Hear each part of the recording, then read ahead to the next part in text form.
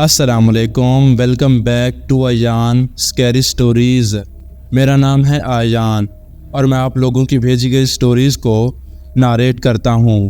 اگر آپ کے پاس بھی کوئی ہارر سٹوریز ہے تو ڈسکرپشن میں دیے گئے نمبر پر آپ مجھے بھیج سکتے ہیں، میں آپ کی بھی سٹوری ناریٹ کر دوں گا۔ سٹوری شروع کرنے سے پہلے آپ لوگوں سے ریکویسٹ ہے کہ چینل کو سبسکرائب اور ویڈیو کو لائک لازمی سے کر دیا کریں تاکہ میری آنے والی ویڈیوز کی نوٹیفیکیشن آپ کو ملتی رہے۔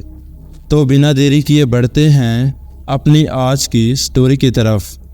السلام علیکم ایان بھائی، امید ہے آپ خیریت سے ہوں گے۔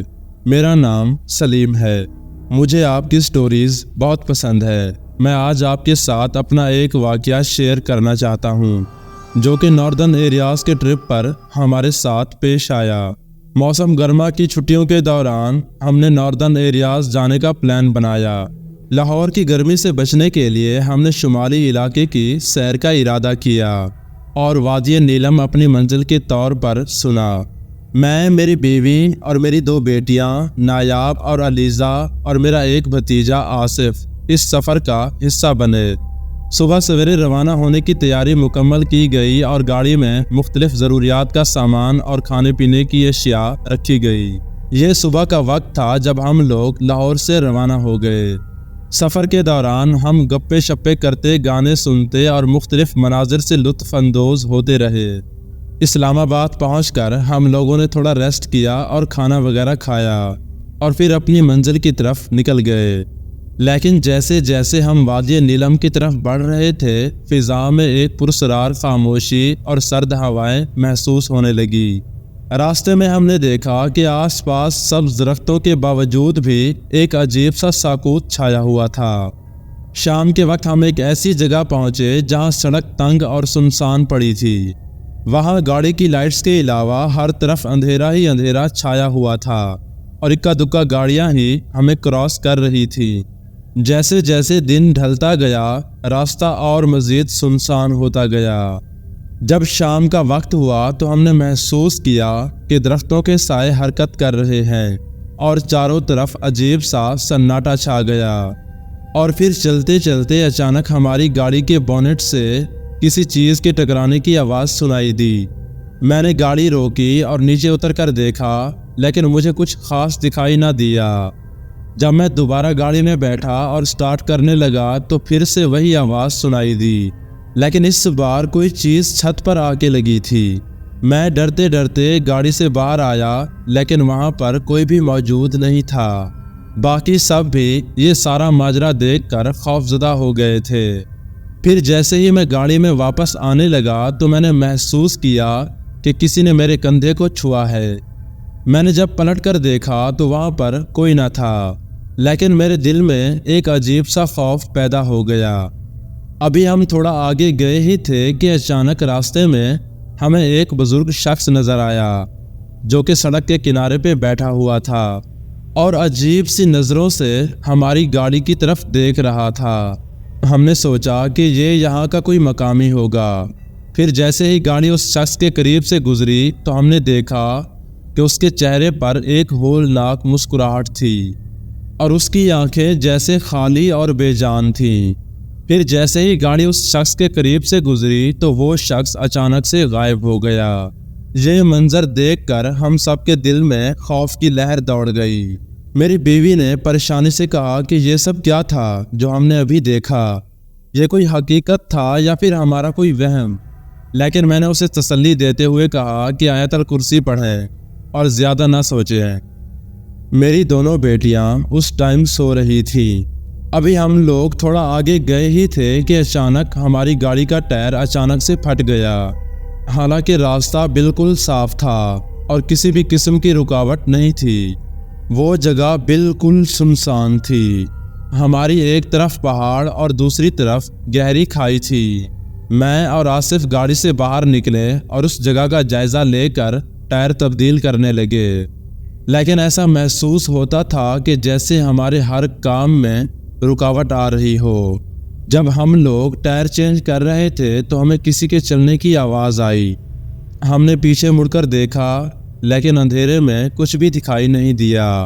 گاڑی میں واپس بیٹھنے کے بعد میں نے گاڑی سٹارٹ کی اور آگے کی طرف بڑھے۔ علیزہ نے آہستہ سے کہا، امی مجھے لگتا ہے کہ کوئی ہمارے ساتھ چل رہا ہے۔ اس کے اس جملے نے ہم سب کو خوف زدہ کر دیا اور ہم لوگ دبے دبے خوف کے ساتھ سفر جاری رکھنے لگے۔ جیسے جیسے ہم مزید آگے بڑھے ہمیں عجیب و غریب آوازیں سنائی دینے لگی۔ کبھی کسی عورت کی ہلکی سی چیخ سنائی دیتی تو کبھی کسی بچے کی رونے کی آواز۔ میری بیوی نے تسبیح پکڑی اور دل ہی دل میں دعائیں پڑھنے لگی۔ ابھی ہم لوگ شہر سے کافی دور تھے اور وہ علاقہ بھی آبادی والا نہیں تھا۔ وہاں دور دور تک ہمیں کوئی بھی نظر نہیں آ رہا تھا۔ پھر کچھ دیر چلنے کے بعد ہماری گاڑی اچانک سے رک گئی۔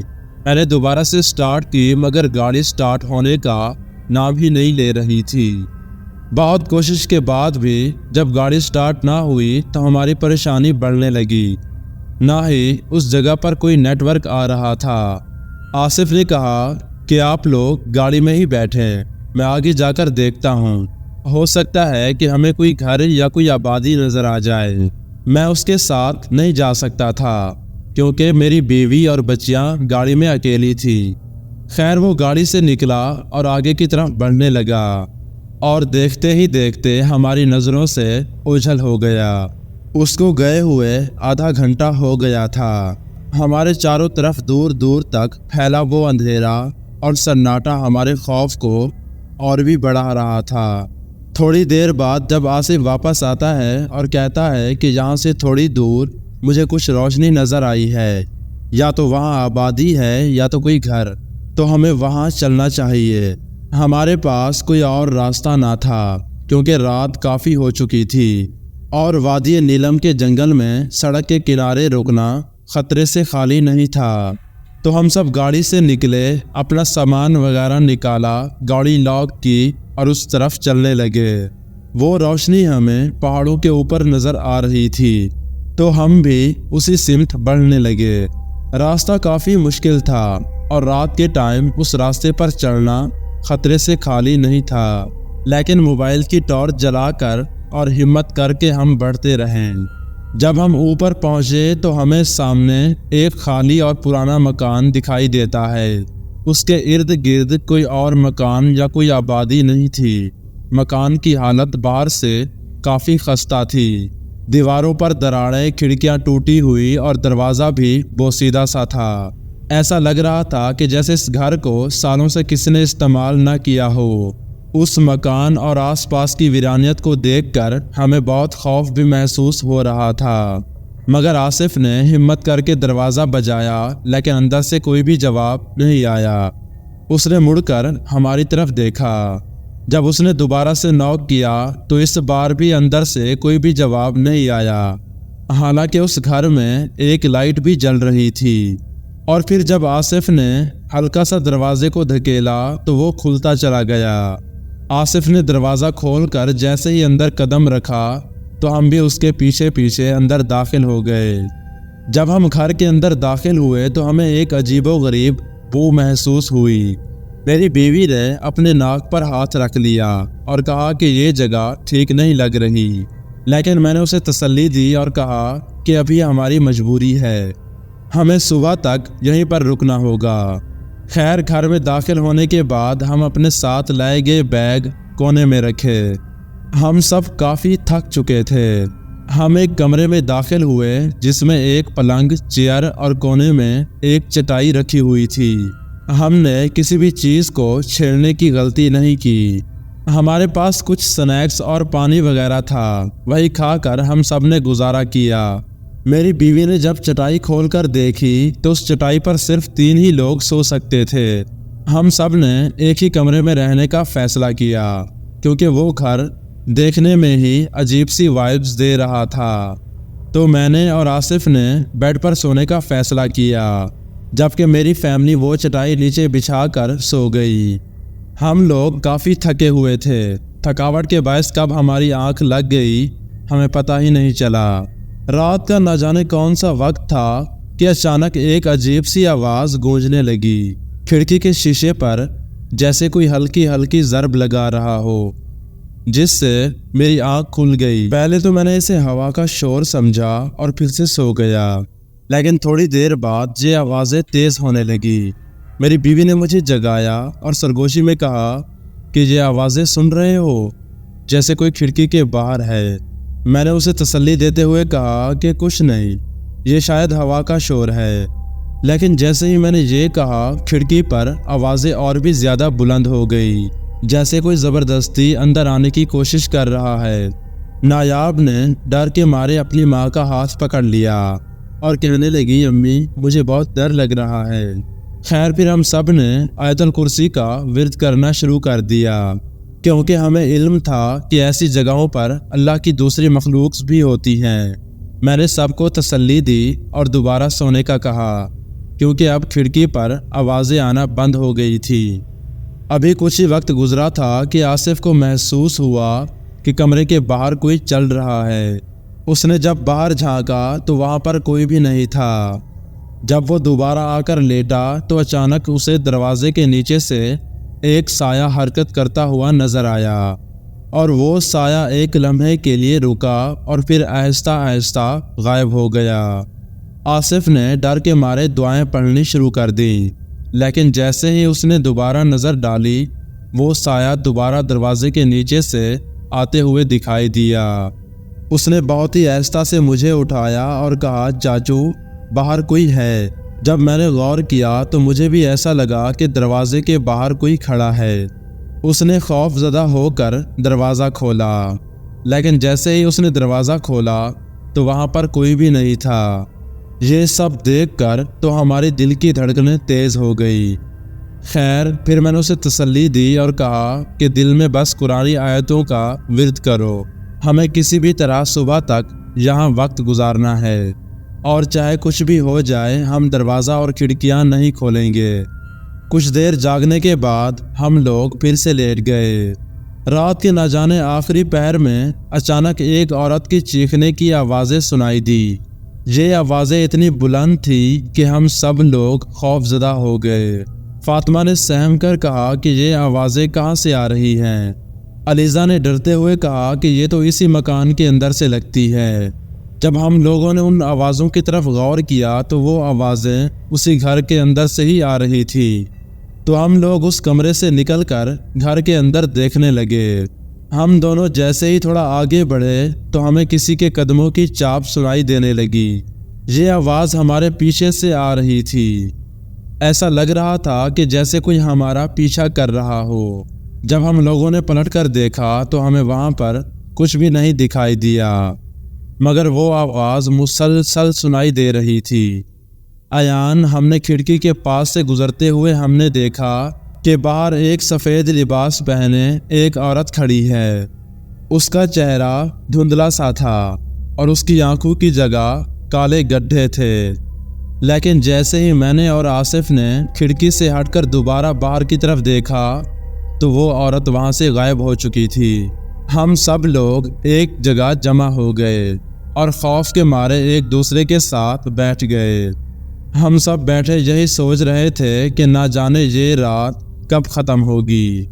پھر کچھ دیر بعد فاطمہ نے قرآن کی تلاوت شروع کی، لیکن اس کے باوجود بھی ہمیں گھر میں عجیب سی ہلچل محسوس ہوتی رہی۔ کبھی کسی کے چھت پر چلنے کی آوازیں آنے لگتی تو کبھی ایسا لگتا جیسے کوئی دروازے پر نوک کر رہا ہو۔ پھر جیسے ہی صبح ہوئی تو ہم نے فوراً وہاں سے نکلنے کا فیصلہ کیا۔ رات بھر کے خوفناک واقعات نے ہمیں ذہنی طور پر مفلوج کر دیا تھا، اور ہم مزید اس پراسرار جگہ پر نہیں رہ سکتے تھے۔ ہم لوگ گاڑی کے پاس پہنچے تو آصف نے کہا کہ ہمیں کسی مکینک کو بلانا پڑے گا۔ میں نے کہا کہ ایک دفعہ سٹارٹ کرنے کی کوشش کرتے ہیں، اگر سٹارٹ نہ ہوئی تو پھر کچھ کریں گے۔ ایان بھی آپ یقین نہیں کریں گے، میں نے جیسے ہی گاڑی سٹارٹ کی تو وہ پہلی ہی بار میں سٹارٹ ہو گئی، جسے دیکھ کر ہم سب کافی حیران ہو گئے، جبکہ ہماری رات کو کتنی کوششوں کے باوجود بھی گاڑی سٹارٹ نہیں ہو رہی تھی۔ خیر پھر ہم سب نے اللہ کا شکر ادا کیا اور گاڑی میں بیٹھ کر آگے کا سفر شروع کیا۔ جیسے ہی گاڑی آگے بڑھی ہر کوئی خاموش تھا۔ نایاب اور علیزہ خوف سے ایک دوسرے کے قریب بیٹھی تھی اور فاطمہ مسلسل کہہ رہی تھی کہ ہم جلد سے جلد محفوظ مقام پر پہنچ جائیں۔ پھر جب میں نے پیچھے مڑ کر آخری نظر اسی مکان پر ڈالی تو اس مکان کا دروازہ کھلا ہوا تھا۔ حالانکہ اس گھر سے نکلتے ہوئے میں نے خود دروازہ اچھی طرح سے بند کیا تھا۔ یہ سارا منظر دیکھ کر میرے دل میں مزید خوف پیدا ہو گیا۔ کچھ دیر بعد جب ہم اس پہاڑی راستوں پر پہنچے تو آس پاس کا منظر سرسبز تھا، لیکن ہر چیز میں ایک غیر معمولی خاموشی چھائی ہوئی تھی۔ وہ نظارے دن کو تو حسین لگ رہے تھے، مگر رات کو جو ہمارے ساتھ ہوا تھا وہ ہم کبھی بھی نہیں بھول سکتے تھے۔ خیر پھر ہم نے اپنا گھومنے کا پلان کینسل کیا اور واپس گھر کی طرف روانہ ہو گئے۔ تو ایان بھائی، یہ تھا میرا ایک چھوٹا سا واقعہ۔ امید ہے آپ کے لسنرز کو ضرور پسند آئے گا۔ تو آپ کا بہت بہت شکریہ کہ آپ نے اپنی سٹوری ہمارے ساتھ شیئر کی۔ دوستوں، امید ہے آج کی سٹوری آپ کو اچھی لگی ہوگی۔ اگر اچھی لگی ہو تو چینل کو سبسکرائب اور ویڈیو کو لائک لازمی سے کر دیں تاکہ میری آنے والی ویڈیوز کی نوٹیفیکیشن آپ کو ملتی رہے۔ اگر آپ کے پاس بھی کوئی ہارر سٹوریز ہے تو ڈسکرپشن میں دیے گئے نمبر پر آپ مجھے سینڈ کر سکتے ہیں، میں آپ کی بھی سٹوری ناریٹ کر دوں گا۔ تو ملتے ہیں کسی اور انٹرسٹنگ ویڈیو میں، تب تک کے لیے اللہ حافظ۔